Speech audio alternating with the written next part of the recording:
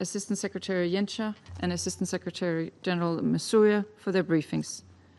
Colleagues, we are once again gathered in this chamber to address Russia's ongoing illegal war of aggression against Ukraine, a war that continues to escalate in intensity as the Russian Federation persists in its aggression against its sovereign neighbor with increased ferocity. Mr. President, allow me to make 3 key points. First, in recent weeks, we have witnessed the most severe attacks against civilians across Ukraine in over 3 years. A relentless and sustained Russian blitz of drones, missiles, and bombs has inflicted death, destruction, and despair. Kyiv has been subjected to intense overnight missile and drone attacks. Since then, several other regions, including Dnipro, Kharkiv, Kherson, Odessa, Sumy, and Vinnytsia, also came under heavy attack. Deliberate assaults continue to be launched against civilian targets, from residential blocks and hospitals to shopping centers and other critical infrastructure. Nowhere is safe for Ukraine's civilians. In the last week alone, at least 20 civilians have been killed and more than 100 injured, including several children. Russia's claim that its armed forces only attack military targets is nothing more than this distortion of the truth. The reality on the ground tells a different story, as we also just heard from Assistant Secretary General Masuya. This is in clear violation of international humanitarian law and constitutes a callous disregard for civilians. Second, Mr. President, Russia's disregard for international law is having an outside impact on children who suffer some of the gravest consequences. For 3 consecutive years, the Russian armed forces have been listed in the annex of the Secretary General's annual report on children in armed conflict for committing grave violations against Ukrainian children. From the latest report, we have learned that Russia's actions in the past year have reached new levels of brutality. In addition to the unlawful abduction of thousands of Ukrainian children, Russian forces killed and maimed 671 children, according to the report. They also attacked over 500 schools and more than 300 hospitals. This marks a 60% increase in child casualties and a staggering 150% increase in attacks on schools and hospitals compared to 2023. We recall that civilian objects are protected under international humanitarian law and must not be targeted. Denmark fully supports the Secretary General's call for Russia to immediately cease all violations against children. We urge Russia to take concrete steps to prevent further violations by developing and implementing a joint action plan with the United Nations. Third, Mr. President, Russia's senseless, full-scale aggression continues in its 4th year. It must come to an end. For months, Ukraine has been ready to agree to an unconditional 30-day ceasefire. We call on Russia to accept this offer without any delay. Such a response would reflect a genuine commitment to peace. While we welcome the agreement on new exchanges of prisoners of war reached in Istanbul this week, we cannot ignore that the Kremlin continues to pursue its illegal and brutal full-scale invasion of Ukraine. This week, Russia has continued to destroy cities, killing civilians, and targeting civilian infrastructure across Ukraine. These actions undermine the foundations for peace. Mr. President, in conclusion, while Russia's attacks intensify, we increase our support for Ukraine. We reiterate our call for a just, sustainable, and lasting peace in line with the purposes and principles of the UN Charter. We have reaffirmed the sovereignty, territorial integrity, and political independence of Ukraine. Denmark will continue to stand with Ukraine for as long as it takes, until the Ukrainians can once again live in peace and freedom in their own country. I thank you. I thank the representative of Denmark for the statement, and I'll give the floor to the representative of France. Merci. Thank you, President. At the outset, I would like to thank ASG Miroslav Zhenka and ASG Joyce Msuya. Thank you for your briefings, which recalled the gravity of the situation. President, a week ago, President Zelensky said once again that he was prepared to partake in direct peace talks with the Russian president. What was Russia's response? massive strikes on Ukrainian cities, very far from the front line, and this between the 20th and 21st of July. Our Minister of Foreign Affairs, Jean-Noël Barrot, arrived in Kiev just a few hours later to reiterate our determination to increase pressure on Russia and to give Ukraine the means to defend itself. This is what we're doing together with the European Union. By systematically attacking civilian targets and essential infrastructure, essential for daily life, Russia is trying to sow fear and discord in Ukraine.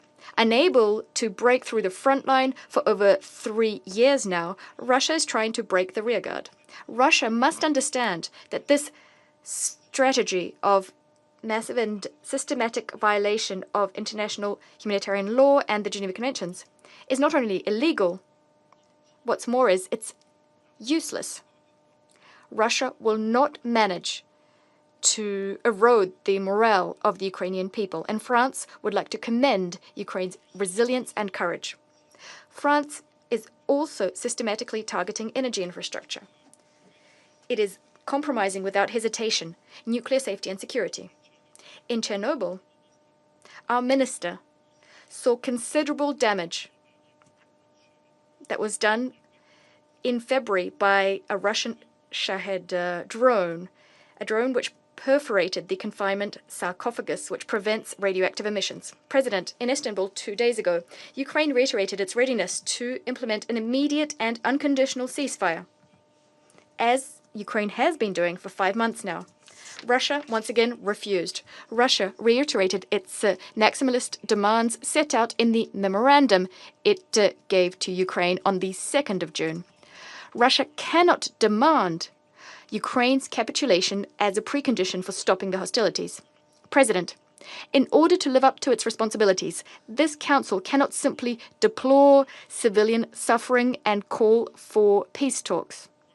The Council must, first, call a spade and recall the fundamentals of the conflict. Faced with Ukrainians' aspirations to liberty and democracy, it is Russia which on 2 occasions invaded Ukraine in 2014 and 2022, and this in flagrant violation of the Charter. Second, the Council must condemn violations of international humanitarian law and human rights law, violations committed by Russia. We must call on it to put an end to this. Indiscriminate attacks against civilians constitute war crimes. Third, the Council must address its appeals to Russia, its appeals for an end to the fighting. It is Russia which can immediately put an end to this war of aggression and accept a ceasefire. Fourth, we must tirelessly recall that peace, in order to be lasting, must respect international law. Negotiations will only be effective if Russia accepts these negotiations in good faith and if it agrees to respect the independence, the sovereignty, and the territorial integrity of Ukraine. Ukraine's future security must be upheld. In the immediate future, there's a pressing need to call for a complete, immediate, and unconditional ceasefire. This is what Security Council Resolution 2774, which Russia voted in favor, calls for. It demands an end to the conflict as soon as possible. Let's respect it. I thank you. Representative of France for the statement, and now give the floor to the representative of Greece. Thank you, Mr. President, and I thank Pakistan for convening this meeting. I would also like to thank Assistant Secretary General Hensa and Assistant Secretary General Musuyev for their briefings. Mr. President, since the beginning of this war 3.5 years ago, the collective voice of the international community has repeatedly condemned Russia's violation of Ukraine's sovereignty, independence, and territorial integrity, and has been calling on Russia to fully respect international law, the UN Charter, and relevant General Assembly resolutions. These calls were strengthened with renewed conviction since the launching of the US-led peace initiative. Sadly, as we have just heard from our briefers, the war is not ending. On the contrary, for yet another month, Russian forces have been attacking the cities of Ukraine, causing death and destruction. June has been the single deadliest month for Ukrainian civilians since at least May 2022, with the number of missiles and loitering munitions launched by Russia into Ukraine increasing tenfold from June 2024. Once more, the vulnerable, children, women, and the elderly are disproportionately affected, with 100 casualties among children alone. This trend has continued in July. These attacks have inter alia targeted energy infrastructure and disrupted power supply to the Zaporizhia nuclear power plant for the first time since December 2023, further endangering nuclear safety. We note with extreme concern that according to the WHO, nearly 40% of all attacks against healthcare facilities worldwide this year took place in Ukraine, causing casualties among medical personnel and patients. We are likewise concerned about reports on the use of chemical weapons on the battlefield.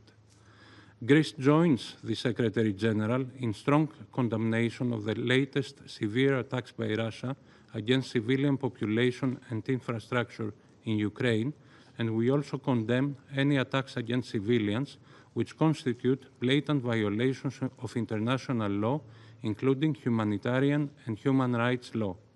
Mr. President, this year's annual report of the Secretary General on Children and Armed Conflict verified a 105% increase in grave violations against the children of Ukraine, identifying for the third consecutive year the Russian armed forces and affiliated armed groups as responsible for these violations. These findings are compounded by this year's recently released Council of Europe's report on the human rights situation in the territories of Ukraine temporarily occupied by Russia, which demonstrates that Russia's war of aggression has continued to lead to immense human suffering. Mr. President, ensuring accountability is both a prerequisite for peace and a deterrent for further war. On that front, Greece welcomes the July 9th ruling of the European Court of Human Rights, in which the court held Russia unanimously accountable for flagrant and widespread abuses of at least 10 fundamental human rights in eastern Ukraine between 2014 and at least 2022. Greece also welcomes the signing of the agreement between the Council of Europe and Ukraine for the establishment of a special tribunal for the crime of aggression against Ukraine. Mr. President, we have long advocated for peace, which is long overdue. We welcome the 3 rounds of direct bilateral talks and the agreements on exchange of prisoners, including the most recent one on July 23rd.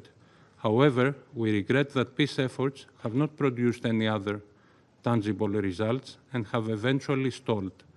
We reiterate that no peace effort can have any substantial results if hostilities continue. Therefore, it is imperative that any peace efforts should be approached in good faith, starting by agreeing to an immediate and unconditional ceasefire as the first step towards a comprehensive, just, and lasting peace, in line with international law and the UN Charter, and in full respect of Ukraine's sovereignty and territorial integrity. I thank you. I thank the representative of Greece for the statement. Now give the floor to the representative of the Republic of Korea. Thank you, Mr. President. At the outset, I also would like to thank ASG Yencha and ASG Msuya for their informative briefings and welcome the participation of Ukraine in today's meeting. Mr. President, as the war in Ukraine stretches beyond 1,250 days, the human, moral, economic, and geopolitical costs of this aggression continues to mount. Contrary to the hopes of many who yearns to escape from this dark tunnel, Russia is intensifying its relentless attacks, now deploying hundreds of deadly drones and missiles daily. Indeed, June marked the highest monthly civilian casualty toll in 3 years, with 32 killed, and 1,343 wounded. The humanitarian situation in Ukraine continues to deteriorate, and civilian suffering is deepening. We reiterate that such large-scale and indiscriminate attacks on civilians and civilian infrastructure constitute a clear violations of international humanitarian law. The Republic of Korea once again strongly calls for a full, immediate, and unconditional cessation of hostilities to prevent further civilian casualties. In this regard, we support the recent call by the United States to achieve a long overdue ceasefire within 50 days. And we urge Russia to respond to this call, one that has been echoed by nearly every other member of the international community.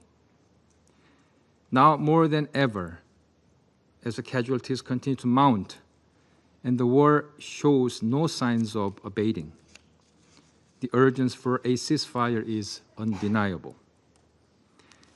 We have already witnessed the concrete benefits of such a ceasefire during another major ongoing conflict. Although the humanitarian situation in Gaza remains dire today, earlier this year, during the fleeting ceasefire in Gaza, humanitarian conditions on the ground markedly improved. Hundreds of aid trucks were able to enter Gaza, delivering much-needed food, medicine, and other humanitarian supplies to suffering Palestinians. This clearly demonstrates that an immediate halt to hostilities is not merely symbolic.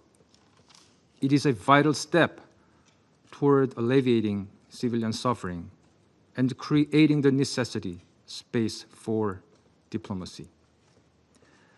On another front, we also take note of the third round of talks recently held between Ukraine and Russia in Istanbul to seek an end to the conflict and bring about sustainable peace. We do not expect a miraculous breakthrough from just a few meetings. However, we do hope for the restoration of normalcy for the innocent civilians who have endured more than 3 years of immense hardship. They need a respite from the terrible nightly drone swarms, now numbering in the hundreds each day. We believe the realistic path to ending this war and achieving lasting peace begins with a prompt ceasefire agreement, followed by a sustained negotiations supported by confidence-building measures such as prisoner exchanges and return of fallen soldiers. These efforts must not be used to buy time for destructive or territorial ambitions, but instead must reflect the genuine political will to end this war. Mr. President, a major obstacle to achieving these goals lies in the ongoing military cooperation between Russia and the DPRK. Despite repeated condemnations from the international community, this illicit collaboration has been prolonging the war in Ukraine by enabling the large-scale transfer of ammunition, artillery, and missiles from the DPRK to Russia, as well as the deployment of North Korean troops in a flagrant violation of the UN Charter and relevant Security Council resolutions. Moreover, such cooperation poses grave risks to the security of the Republic of Korea and to regional stability. Potential military assistance and technological transfer from Russia to DPRK represent a serious and growing threat to the safety of the Korean people and to broader peace in Northeast Asia. We reiterate that all forms of cooperation between Moscow and Pyongyang must fully comply with relevant Security Council resolution and international law. In closing, Mr. President, the international community can no longer afford to stand idly by while this senseless war continues. This is why we must come together, raising a united voice to demand an immediate ceasefire and pursue a just and lasting peace. We sincerely hope that those who initiate this war will heed the principled call of the international community. I thank you, Mr. President.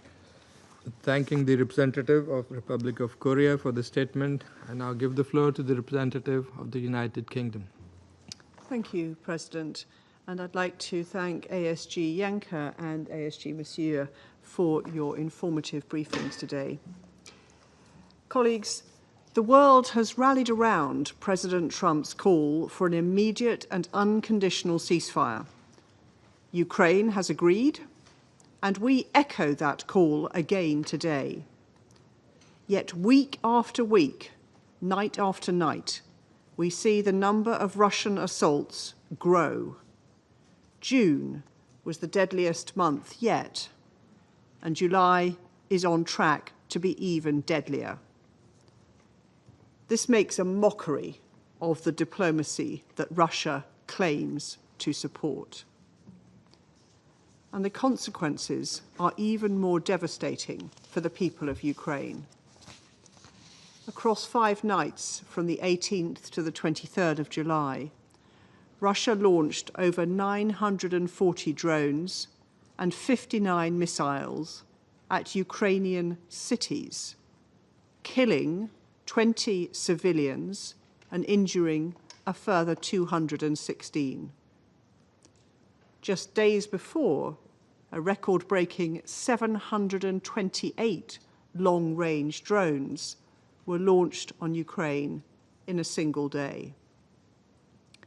Since the start of the invasion, over 13,500 civilians have been killed and more than 34,000 injured.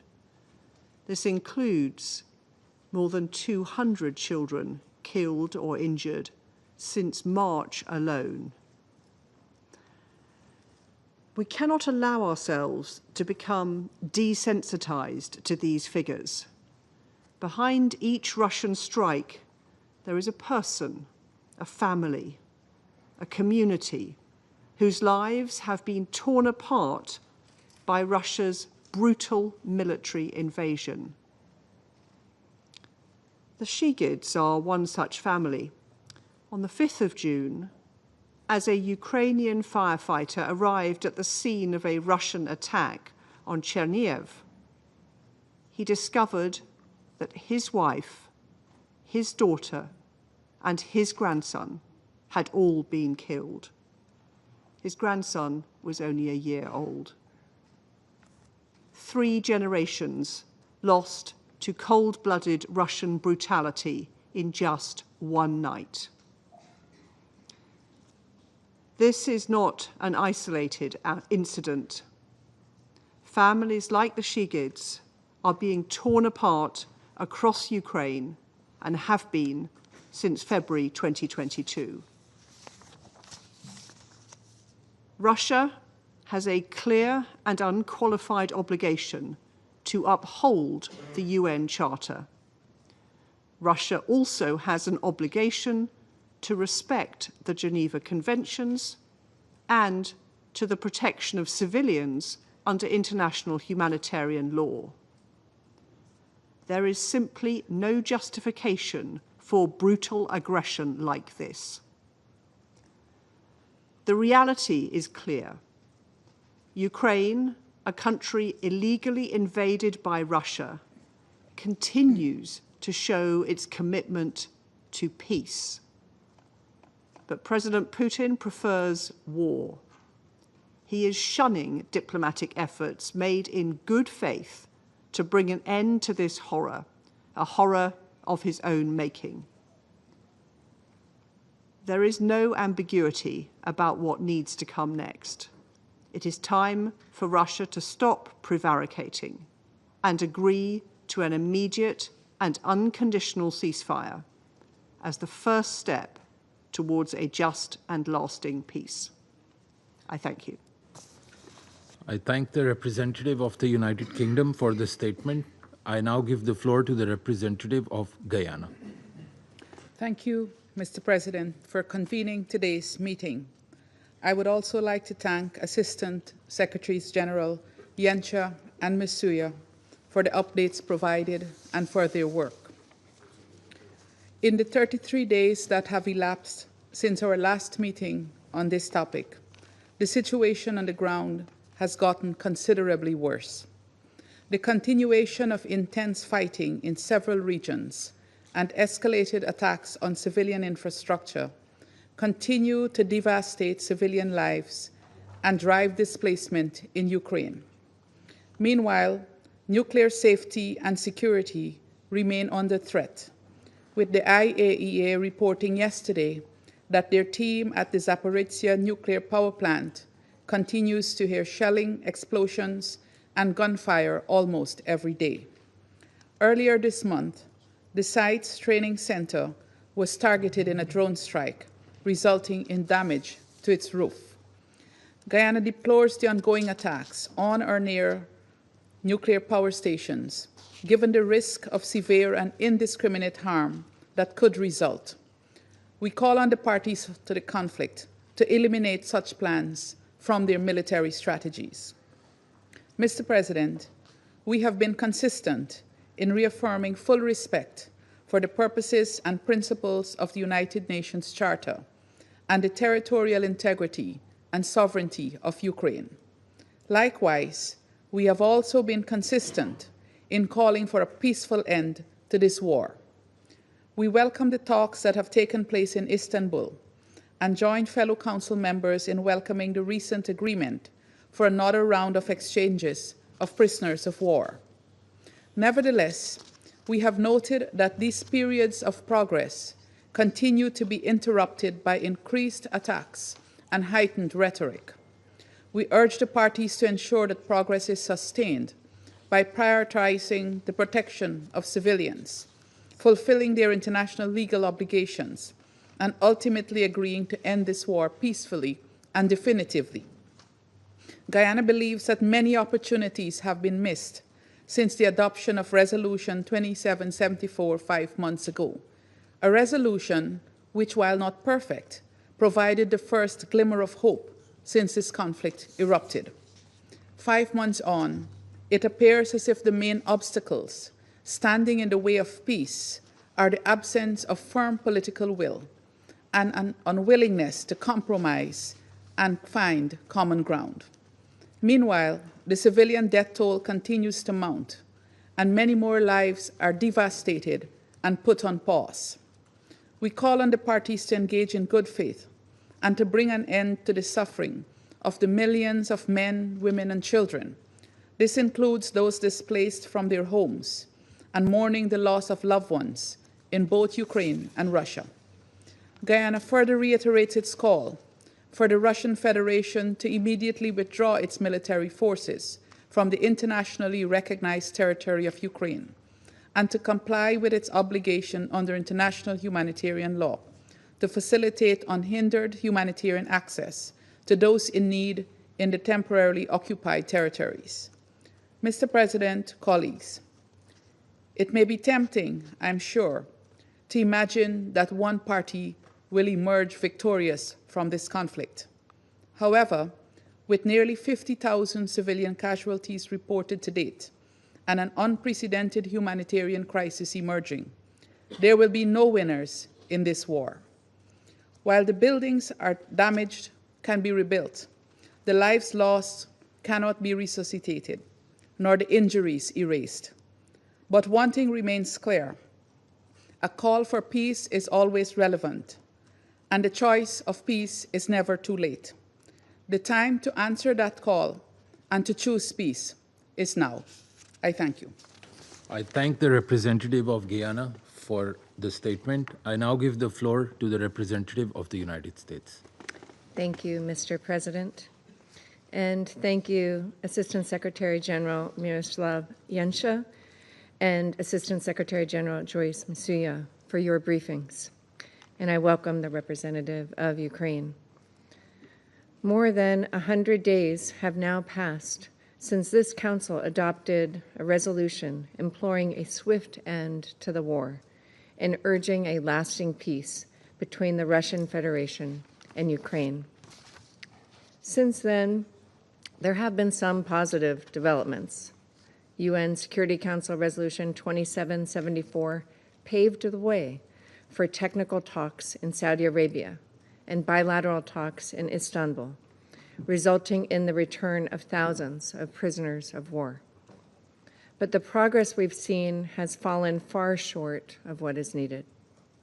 Ignoring this Council's call for lasting peace in Resolution 2774, Russia has continued to kill Ukrainian civilians. Russian drones and missiles have struck schools, playgrounds, apartment buildings, and nursing homes.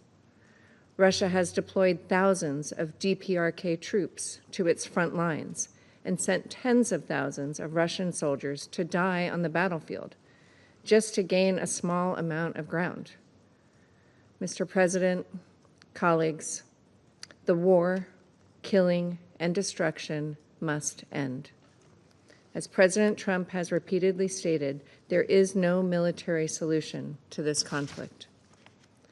On July 14th, the President of the United States put Russian President Putin on notice to agree to a peace deal within 50 days. If Russia does not agree within that time frame to stop the attacks, the United States is prepared to take further measures. Additionally, we again urge all countries, including China, to stop exports to Russia of dual-use goods that contribute to Russia's war industrial base and enable its drone and missile attacks against Ukraine. Beijing's claim to have implemented strong export controls on dual-use goods falls apart in the face of daily recovery of Chinese-produced components in the drones, weapons, and vehicles that Russia uses against Ukraine. Mr. President, now is the time for all UN member states to do our part to bring this war to an end. I thank you.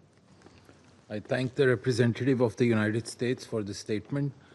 I now give the floor to the representative of Somalia. Mr. President, I wish to express my appreciation to ASG Yanka and Masuya for their briefing. My delegation remains gravely concerned by the continued deterioration of the humanitarian and security situation in Ukraine. The latest developments only reinforce the urgency and the complexity of the crisis before us. In that regard, I would like to make the following points. First, we are deeply troubled by the ongoing escalation of attacks impacting civilians and essential civilian infrastructure. The protection of civilians and critical infrastructure are obligations enshrined under international law. We reiterate that all parties to the conflict must respect and uphold these principles without exception. Second, we remain convinced that there can be no military solution to this conflict. Dialogue and diplomacy are the sole means to bring an end to this long-standing conflict and achieve sustainable peace. Continued hostilities serve only to prolong suffering and further diminish prospect for a sustainable peace. Diplomatic channels must remain open. In that context, we welcome the ongoing discussions in Istanbul between the Russian Federation and Ukraine concerning the exchange of prisoners of war. While these negotiations are not without challenges, they represent a constructive step on the humanitarian track.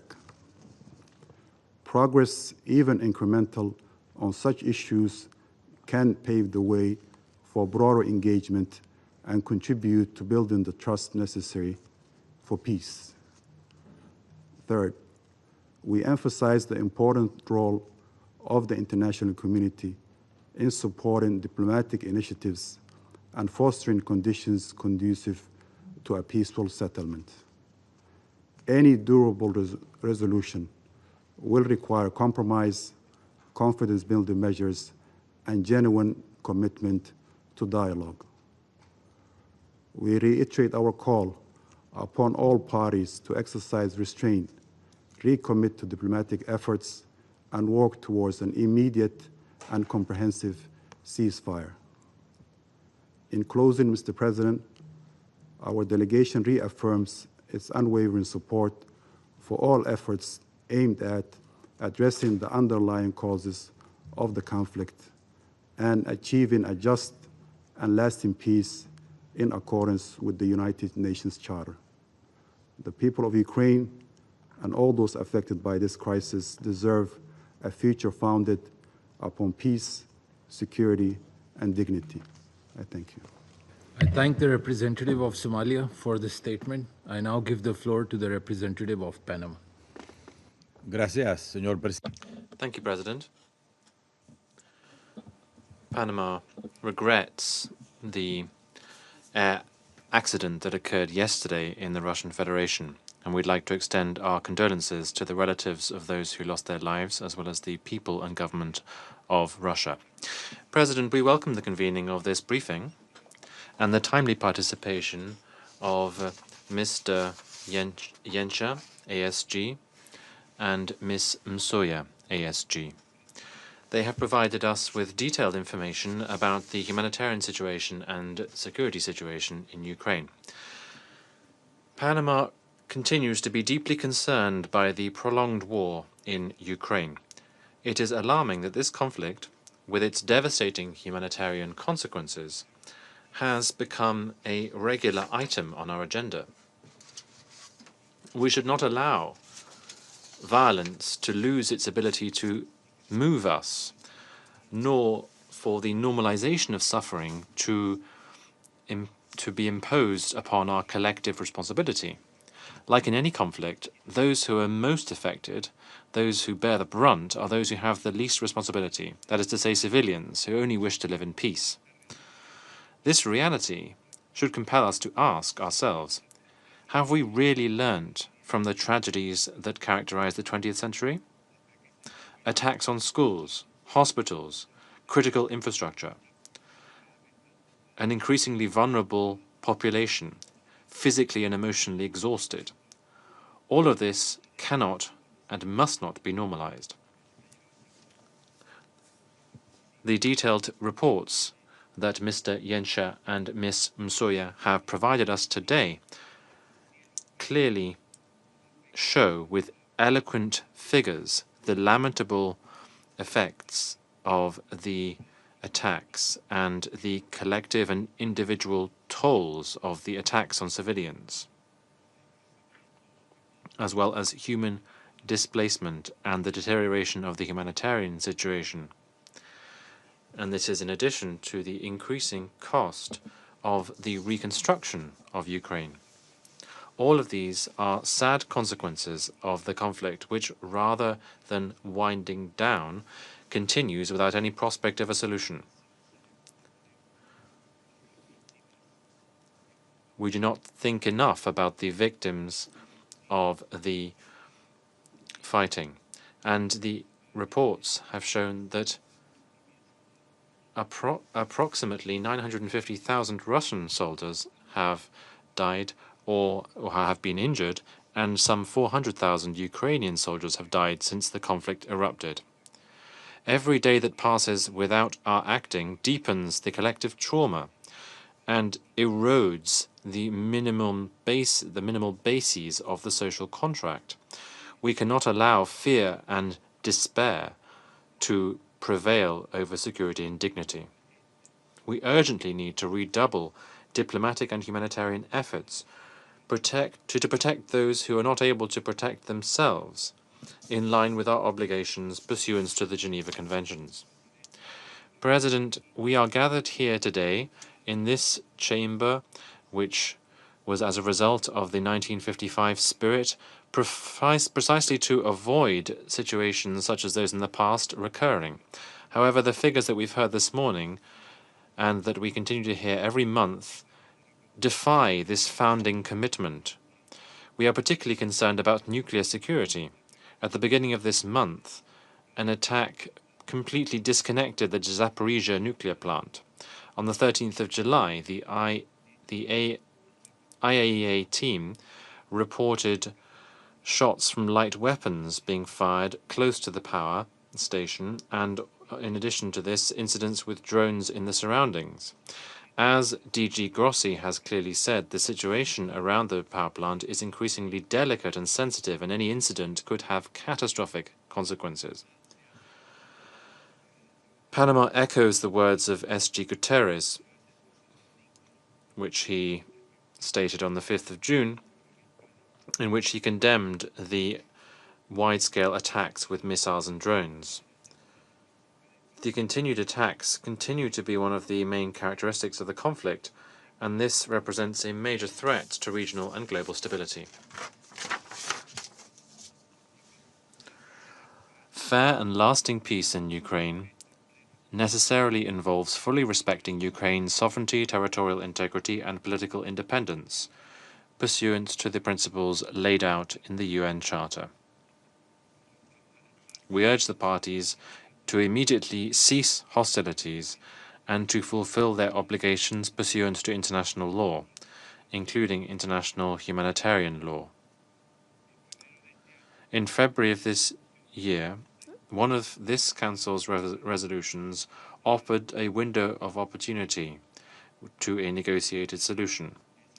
Unfortunately, this opportunity was not taken advantage of. In this regard, we encourage the parties to continue direct talks, such as the talks that were held this week in Istanbul, which led to a new agreement for the exchange of prisoners of war. In addition to this, we reiterate that only through dialogue, diplomacy, and respect for these principles will it be possible to curb this spiral of suffering and to restore a peaceful and sustainable solution. Thank you. I thank the representative of Panama for this statement. I now give the floor to the representative of Sierra Leone. Thank you, Mr. President. I thank you for convening this important meeting at the request of Slovenia, Denmark, France, Greece, the Republic of Korea, and the United Kingdom. I also thank Assistant Secretary Generals Miroslav Jenča and Ms. Joyce Musia for their comprehensive and sobering briefings. We welcome the participation of the representative of Ukraine in today's meeting. Mr. President, the end of the Ukraine conflict remains a complex but not insurmountable objective. Encouragingly, 3 rounds of talks in Istanbul between the parties have facilitated the exchange of thousands of prisoners of war and detainees, as well as progress in the return of over 300 Ukrainian children by the Russian Federation.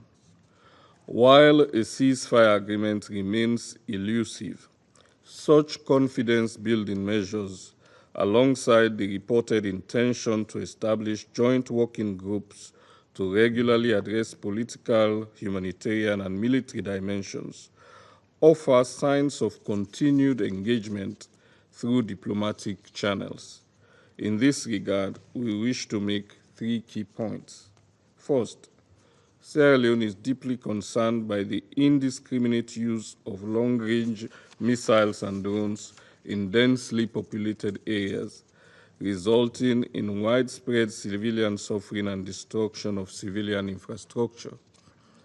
According to the Human Rights Monitoring Mission in Ukraine, missile and drone attacks in June 2025 were 10-fold higher during the same period last year, causing extensive damage to energy, water, medical, and other vital civilian infrastructure. Since the beginning of this year, approximately 6,754 civilians have reportedly lost their lives, including an alarming increase in casualties among children. Reports from UNICEF further indicate that about 70% of the children in Ukraine, roughly 3.5 million, are facing severe material deprivation, including lack of access to food, clothing, heating, and education. For more than 3 years, the lives of these children have been shaped by fear, loss, and trauma, a situation that must not be normalized. In this regard, we underscore the urgent need to sustain and strengthen humanitarian assistance to reach the estimated 12.7 million people currently in need across Ukraine. We reiterate that the protection of civilians must be central to all military operations, with strict adherence to the principles of distinction, proportionality, and precaution, and call on all parties to uphold their obligations under international law. Second, we urge the parties to the conflict to demonstrate the necessary political will and commit to structured negotiations aimed at achieving a sustainable resolution of the conflict. Building on the progress made in Istanbul, we join others in encouraging high-level political dialogue to address substantive matters for a ceasefire and a lasting peace. We welcome reports of private engagements between the heads of the respective delegations and urge continued negotiations in good faith with a focus on political and humanitarian priorities. We commend the sustained efforts of the United States, European leaders, and other partners in support of a comprehensive ceasefire